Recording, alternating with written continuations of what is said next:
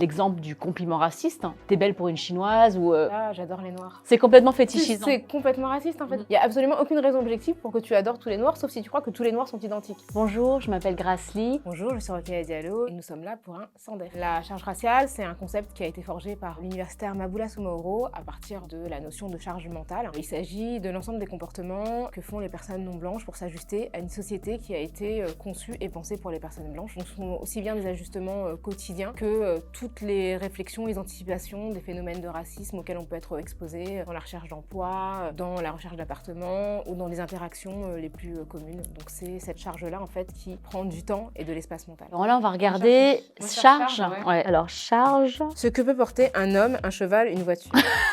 Alors merci de nous exclure de la définition de la capacité à porter quelque chose. Alors moi dans le Robert, charge, ce qui pèse sur quelqu'un ou quelque chose. C'est déjà mieux que ce que peut porter un homme. Oui.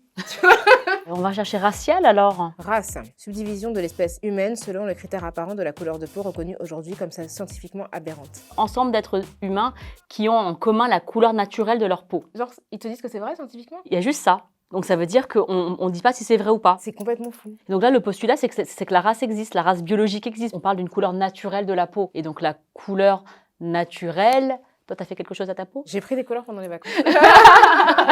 Et là, dans la définition de racisme, il y a marqué discrimination, hostilité envers un groupe humain. Discrimination et hostilité, ce sont deux choses qui, effectivement, font partie du racisme, mais le racisme couvre beaucoup plus de choses qui ne sont pas forcément, de prime abord, hostiles ou discriminantes. Dans la charge raciale, justement, ce concept, il permet d'appréhender des situations qui ne sont pas frontalement hostiles ou négatives, en fait. L'exemple du compliment raciste, t'es belle pour une chinoise ou... Ah, j'adore les noirs. Non, mais tu vois ce que je veux dire?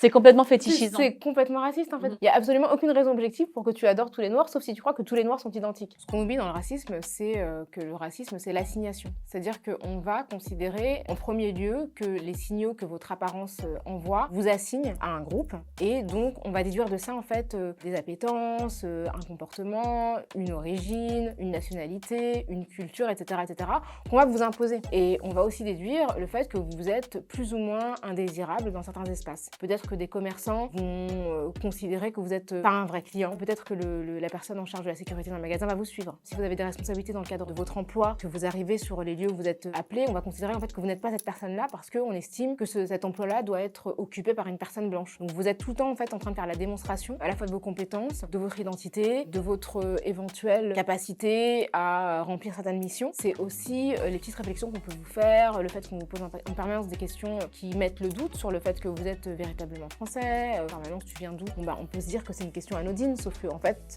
cette question-là, souvent, elle ne masque pas un réel intérêt parce que parfois, les indications sur votre provenance, en fait, elles sont audibles par rapport à la manière dont vous vous exprimez, la manière dont vous vous habillez. Mais les gens, en fait, vont nier tous ces signaux pour s'attacher à un critère qui est votre apparence et vous obliger, en fait, à raconter une histoire que vous n'avez pas nécessairement envie de raconter à tout le monde. L'histoire de vos origines, c'est une histoire qui vous appartient. On peut ne pas avoir envie de parler de son pays d'origine pour plein de raisons, parce qu'on peut l'avoir quitté pour des raisons douloureuses, parce qu'on peut ne pas savoir d'où on est originaire. Enfin, il y a plein de choses comme ça qui font qu'on doit avoir ce droit en fait à choisir de parler de nos origines. C'est pas un droit qui ne doit appartenir qu'aux personnes qui sont considérées comme étant légitimement françaises parce que blanches. Le mot victimisation, il faut l'éclaircir parce que moi je comprends pas en fait ce que ça veut dire.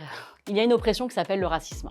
Soit on en est victime, soit on n'en est pas victime. Donc, victimisation, ça voudrait dire qu'en fait, on en est victime et qu'on tirerait profit d'être victime. Enfin, je sais pas, en fait, qui tire profit du racisme. Si je pouvais ne pas le vivre, ça m'arrangerait beaucoup. Dans la charge raciale que j'ai au quotidien, il y a celle d'éduquer mes enfants au racisme. Et c'est raciste ou pas, c'est vrai que c'est une question que mes enfants me posent parce qu'ils ont déjà subi du racisme et pour mes enfants, c'est important de se positionner par rapport à ça. Ils ont eux-mêmes des stratégies pour surmonter, en fait, ce sentiment, cette charge qui leur pèse. Quand on est une personne noire et qu'on est amené à voyager, on s'interroge sur l'endroit où on va aller et on se pose la question de la sécurité. On se demande si dans tel pays, comment sont traitées les personnes noires et si on se promène dans la rue, est-ce qu'on va se faire agresser, est-ce qu'on va se faire insulter, est-ce que c'est safe en fait d'aller dans tel ou tel endroit quand on est un homme noir ou on est un homme arabe et qu'on voit la police arriver, on n'est pas dans la même position de confort que quand on est une personne blanche, donc on essaie de faire en sorte d'avoir l'air le moins dangereux possible pour ne pas être exposé à une violence dans laquelle on sera considéré comme étant coupable ou comme ayant résisté. C'est une manière de positionner son corps, de parler peut-être lentement de manière intelligible, peut-être peut-être quand on a fait des études, de montrer, c'est horrible en fait, mais de montrer qu'on a une certaine éducation et donc ne pas être associé à la figure du délinquant. Donc ça, c'est oui, tous les ajustements qu'on fait pour ne pas avoir l'air de ce que les gens associent à notre groupe racial. Donc oui, ça c'est une charge mentale. Et après, un truc beaucoup plus quotidien pour lequel je réfléchis toujours, c'est par rapport à mes cheveux en fait. Quand je dois me faire coiffer, est-ce que ma coiffeuse est à Paris? Si elle n'est pas à Paris, qui va me coiffer? Si je dois voyager, est-ce que je peux acheter mes produits pour partir suffisamment longtemps de Paris et être sûre d'avoir les bons produits pour me gérer pendant un temps, etc. Sachant que je les trouve pas au Monoprix en face de chez moi, donc c'est tout un circuit de me dire il faut que j'aille dans telle boutique pour trouver la bonne base. En fait, c'est toute une organisation. Alors évidemment, c'est anecdotique, c'est rigolo, etc. Mais quand même, vous imaginez tout le temps que j'ai passé à m'occuper de mes cheveux, à vérifier que ma coiffeuse était disponible, et que je sais qu'il y a très peu de personnes en fait qui sont capables de faire ce que je veux faire à mes cheveux parce que je les porte crépus naturels. Donc c'est toute une ingénierie qui prend du temps, ouais. Quand on vit le racisme, c'est à la personne qui subit le racisme de se ménager, en fait, de rester calme, de ne pas être en colère. Ah, Rokhaya Diallo, elle est extrêmement calme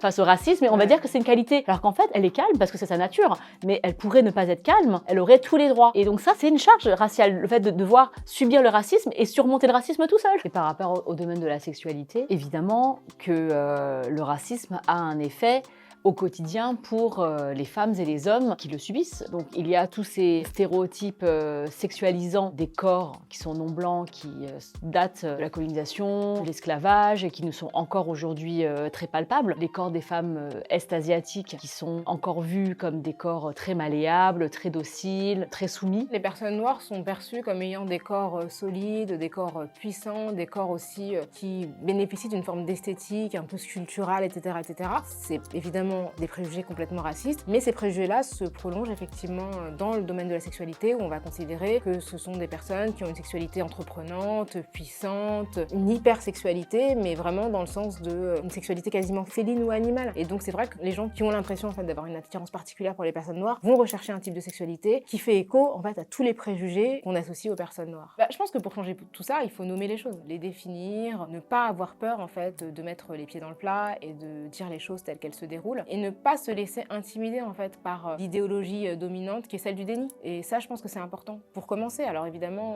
on va pas tout transformer comme ça, mais je pense que nommer, s'approprier les mots, c'est déjà une manière de lutter, une manière de maîtriser les termes du débat. Et à partir du moment où on arrive à maîtriser un vocabulaire et à l'imposer dans l'espace public, dans notre espace aussi quotidien, eh ben on prend la main sur un phénomène qui peut nous échapper. Donc c'est un début en tout cas.